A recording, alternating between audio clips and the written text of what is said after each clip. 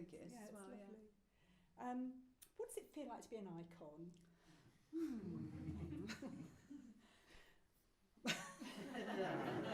Don't know. I think your friends are what matter, really. And I've remained friends with quite a few people that mattered to me. Vivian being one of them, I guess. And sad that Malcolm's not here anymore because he was a great friend. Everything I read, your sincerity and your individualism really does come across. It does. It comes out in everything.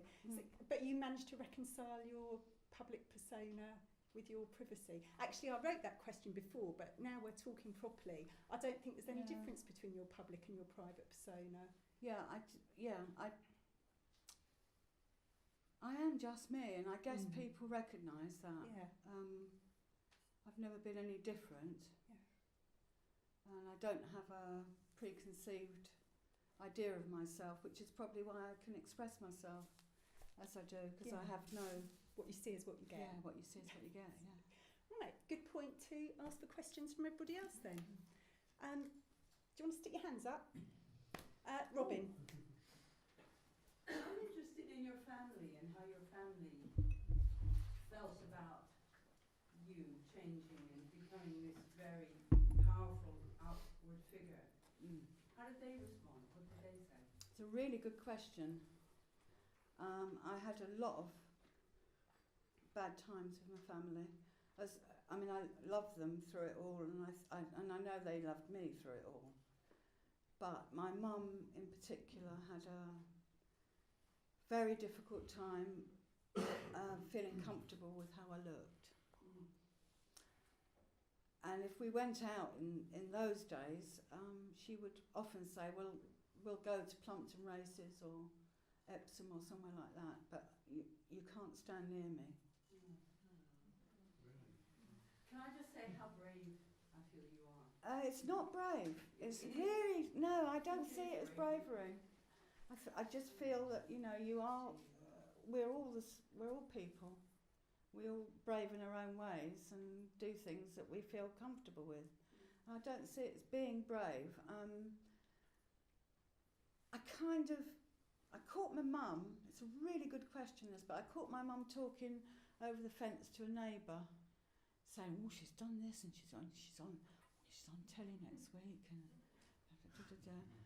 But to me, she wouldn't want to be seen out with me. It was very much a sort of I guess it's the way you're brought up. I mean, I was born very, very late in my mum's life as well, very much the youngest child. So she was like 40 when she had me. So there was a big, big age gap, added to the fact that obviously I didn't look anything like she was hoping I would. So I'm going to jump into that question, sorry, but have you got any other siblings then? Yes, I've got, both older, I've got a brother and a sister. The same question, how did they respond to the way that you looked and the way that you looked, this play I was talking about, the Jonathan Jones play, I, invited my brother and my sister to that, and they were so shocked. I mean, they really were. How much older were they? Well, my sister's, I'll be 60 next month. Mm-hmm. My sister's 74. And, it's big, yeah. And I guess they'd sort of moved away a bit. My mum was stuck with me. Yeah. I mean, as it was fairly early on in my life that I was probably causing her grief. So I was still living at home. It's a bit different when your family have moved away. My brother had gone to college, and my sister was set up and got married and what have you. So it was quite not so difficult for them. And I think they quite supported me. But my mum was. It's funny because mums can be so. I don't know. Well, I suppose I'm aware that I had a daughter who was a goth. Yeah, really. And that was hard for us. Yeah. That she decided to become so extreme, and yet you took it like 10 degrees further than most of our children would have gone. Mm. And that was challenging as a parent. Mm. So I'm interested that your mum struggled with it. Very but much, that you carried on, you know, and respect. You carried on. And I think that's amazing.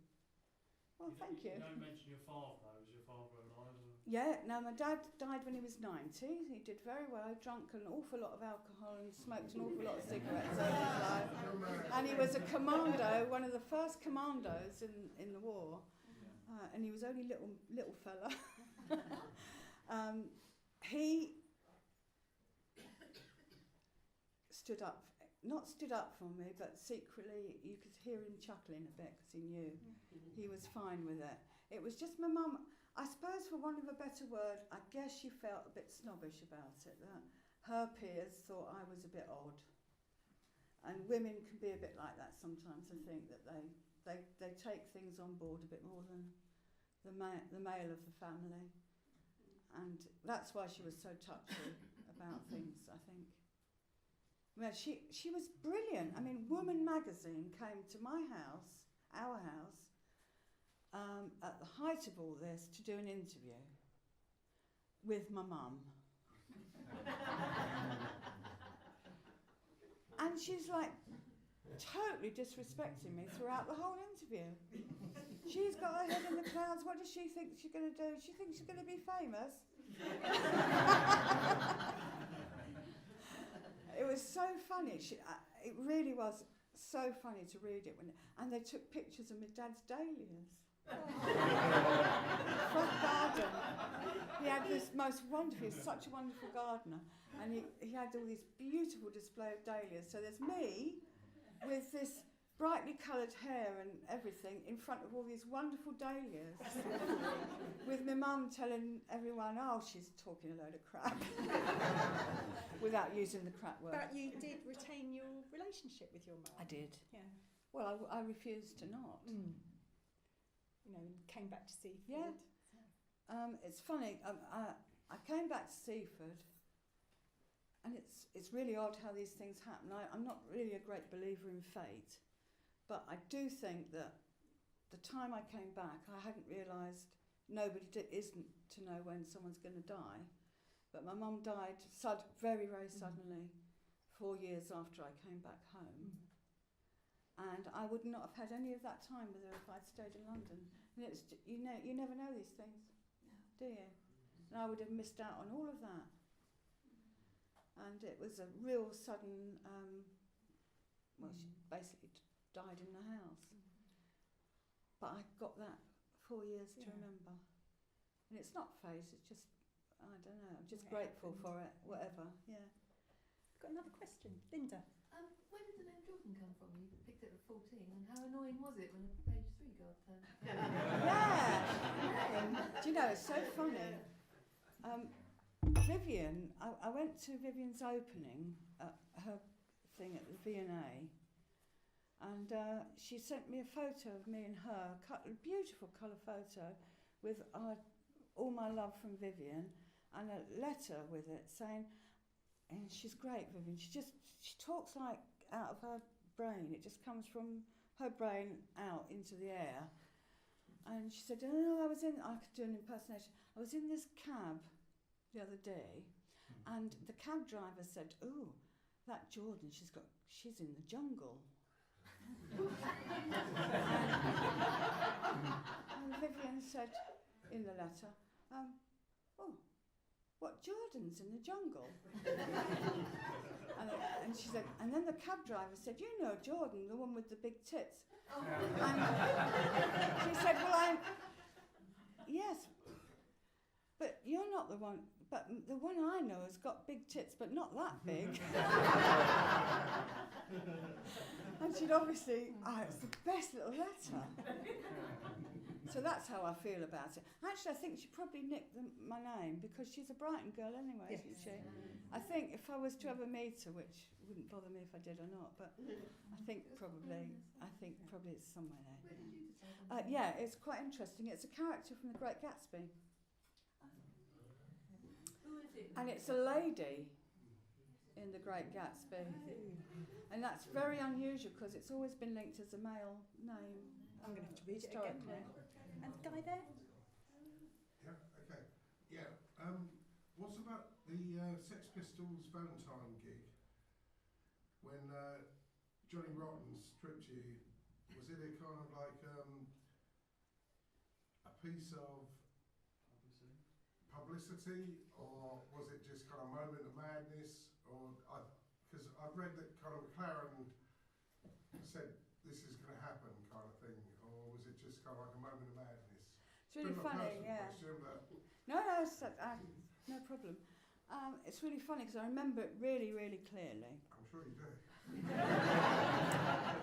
Yeah. Is it cold? Malcolm said, "George, the enemy's here. It's our chance. It's our really big chance. Go on, get your clothes off." Right. And I said, "Oh, Malcolm, I'm not going to do that. I'm not going to just take my clothes off." And he said, "Oh no, go on. It really means an awful lot.